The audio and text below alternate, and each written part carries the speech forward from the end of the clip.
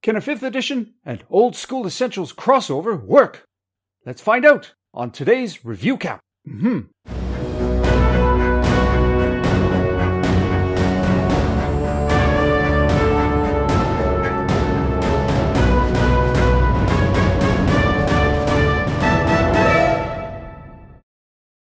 Even though the main group is in Kleina assaulting Raven's Ruin, things at the keep have not been idle.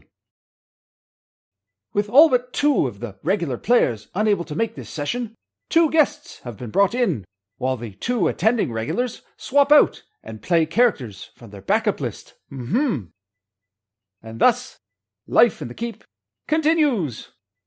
As usual, the miniatures are represented by the Order of the Stick Monster for Every Season cutout minis. In today's session, George playing one of his alternates, Youthful, a chaotic magic user, Dean playing his alternate, Vorg, a neutral fighter, guest player Mike playing Kanan, lawful cleric of Foltus, guest player Sean playing Crag Rock Slam, chaotic dwarf. Wait a moment! Sean? Playing a chaotic dwarf? No! I just got away from narrating Sean playing a depraved, demented dwarf! Ah!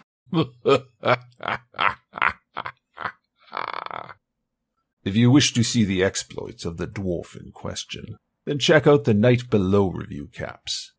New episodes are forthcoming. Click the cards or the links in the description.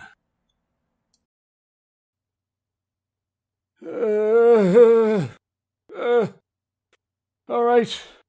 I'll keep doing it. But 1 act of depravity, and I'm out of here. These new travelers arrive at the keep on the Borderlands, seeking fame and fortune as young fellows tend to. After a brief exchange with Gren the Frowning at the gate, who is once again exasperated by a group of travelers who choose dusk at the exterior gates to have a get-to-know-you session when he just wants to lock up. Afterwards, the group enters and heads to the Traveler's Inn. The Dungeon Master rolls 4d4 to determine how many patrons are there, and a roll of 4 ones indicates a slow evening as the group enters. One of the patrons is Roos, a local holy man, who immediately approaches these new residents of the keep. He brings drinks as an offering of friendship. The uncharismatic Vorg orders an entire haunch of meat for himself and eats like a slob in front of this stranger. The DM rolls reaction, and Roos laughs it off, appreciating the hearty appetite. But Roos soon becomes serious as he warns these newcomers about treachery afoot in the keep. He explains that the soldiers here don't do any actual work in fighting the forces of chaos, instead preferring to let mercenaries take all the risk. Worse, the keep excises a heavy tax for any spoils mercenaries bring in.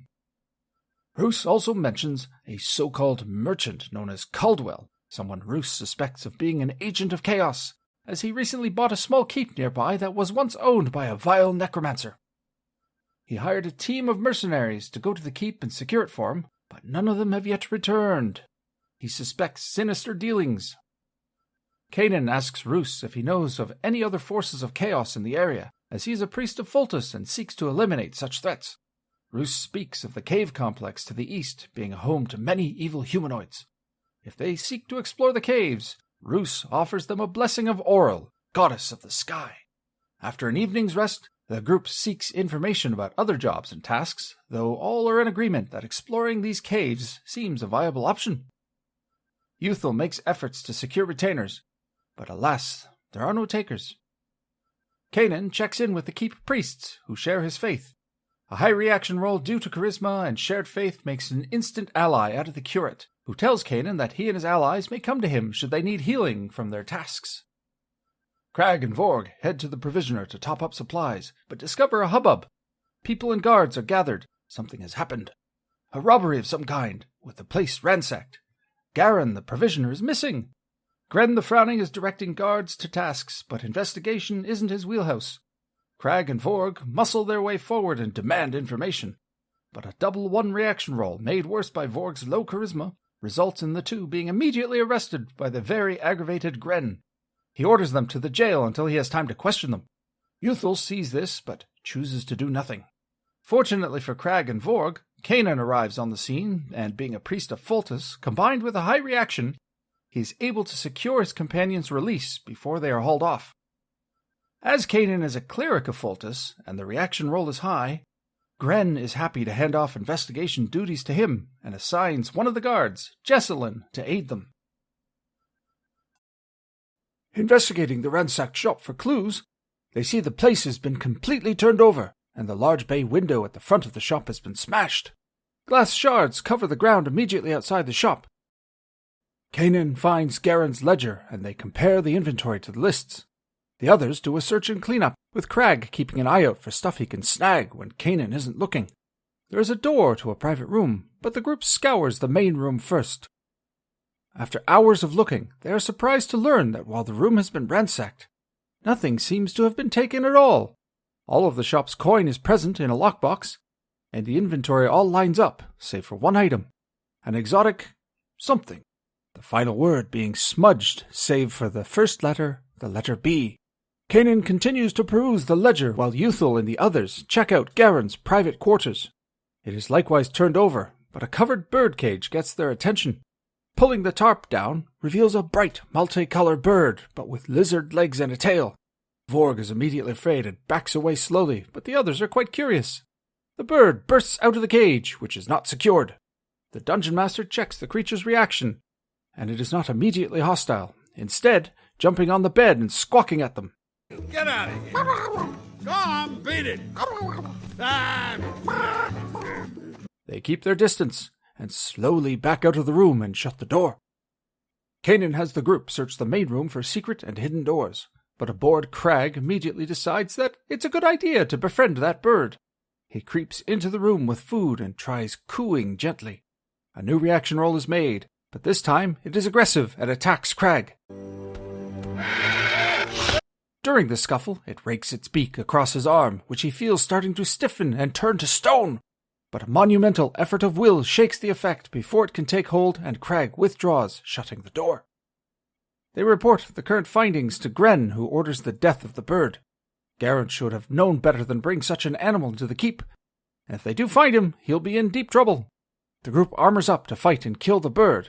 It is tough, but due to its clipped wings and with good strategy, they are able to dispatch it before anyone is hurt. Uthal immediately starts harvesting the parts, feeling that such things from a magical beast could fetch a good price.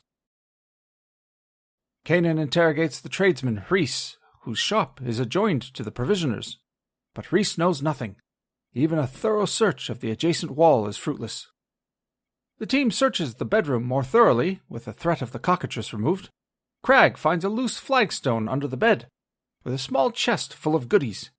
A handful of garnets, a very well-crafted dagger and fancy scabbard, as well as a scroll tube that the group ignores for now. The group talks of splitting the loot, but Kanan insists that they do it right, requisitioning a claim of it when they are done. Vorg's search of the walls reveals a secret door that opens to a staircase leading into a cellar. They question why a cellar stair would have been secreted away, but since Garen is missing, they decide to descend and see what they can find. Jesselyn remains up top to watch the scene of the crime.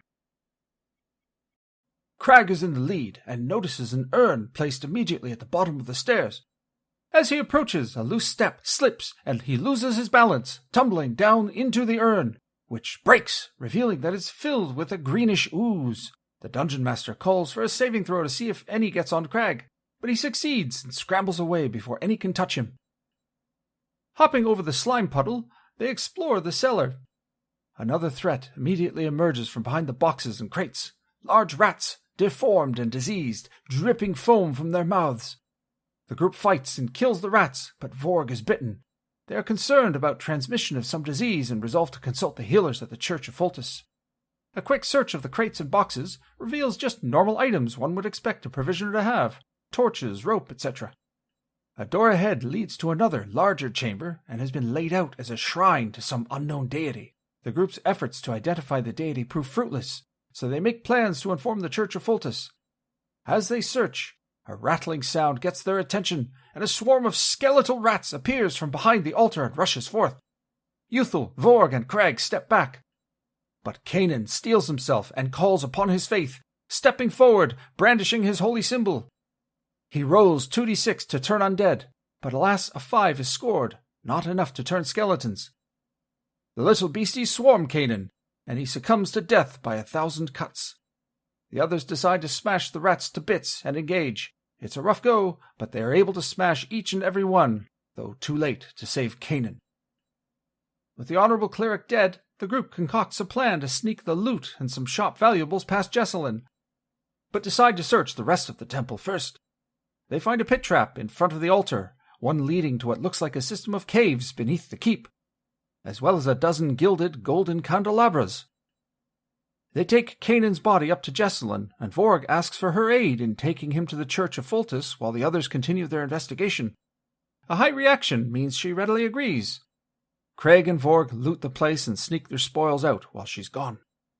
The group reports the evil temple and cave complex to Gren the Frowning, who pays them each 25 gold for their efforts. Back at the keep, with their stolen spoils, Youthful opens the scroll tube and discovers a map of the local area, but with new places marked, as well as a crudely drawn map of the cellar they just explored, complete with notes on secret doors that they had missed. The session ends here.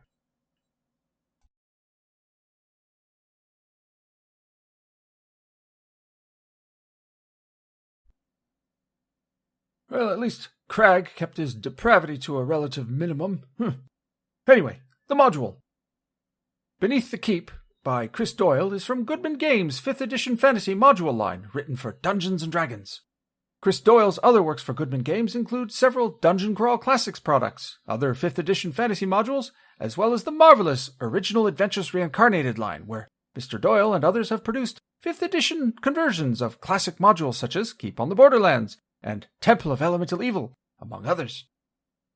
In the conversion vein, this module, meant to be slipped into the 5th edition conversion of Keep on the Borderlands, has instead been reverse-engineered to the original Keep module for this Old School Essentials campaign. An Old School module, which is then up-converted to 5th edition, which spawns an original 5th edition module, which is then, in turn, reverse-engineered for Old School play.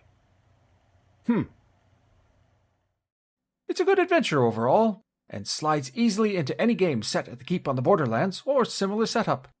It is suitable for low-level groups, though the cockatrice encounter could be a little rough in an OSE context. This group managed with some good rolls and a successful save at the right time, but the same encounter could easily TPK a low-level group. Still, it's an adventure that happens right in the group's base of operations, making for easy access and no travel. My one quibble with the logic of the setup is that you really need a good reason that the guards and Keep authorities will leave the investigation of the missing provisioner to these mercenaries.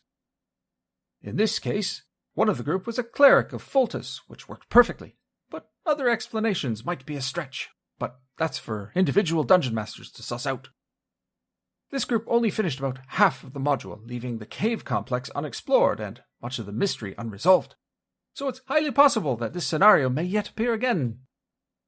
Converting to Old School Essentials was easy enough, simply a matter of using OSE monster stats and ignoring the 5th edition stats in the book, though some monsters are somewhat niche and might require little thought.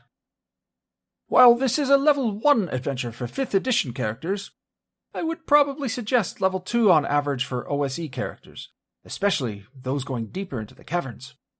I'm not sure if other groups will take up the task of completing this module, but I guess we'll see what happens when the main group returns from Raven's Ruin. In the meantime, I'll give this module thus far a B+. It's a decent little scenario that is easily inserted into any existing game, and there's mystery and some challenge. The later parts of the module could prove exciting and add to the intrigue of a game set at the Keep on the Borderlands. Good for 5th edition, and easily converted to another system. And so, that brings this crossover adventure of Old School Essentials and 5th edition to a close. Well, at least until someone elects to explore those caves. I shall see you anon, my friends.